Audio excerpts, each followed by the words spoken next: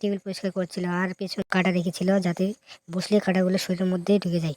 আর মেয়েটিও চালাক, সে তরমুজটি সরিয়ে রেখে পানির বোতল রেখেছিল যাতে পানির বোতলটি বসলে তার উপরে পানি ছিটকে পড়ে। অনেক দিন পর যখন দুই বন্ধুর একসাথে দেখা হয় তখন দুই বন্ধুর অবস্থা ঠিক এরকমই হয়।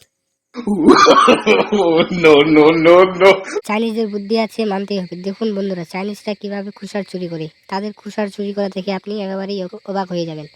ভিডিওটি ভালো লাগলে অবশ্যই লাইক, কমেন্ট, শেয়ার করবেন। আর এরকম ভিডিও দেখতে চাইলে অবশ্যই কমেন্টে জানাবেন।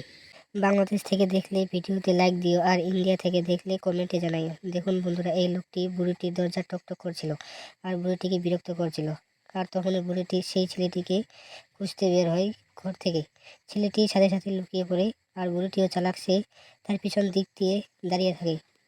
যখনই সে বাইর হয় তখনই তার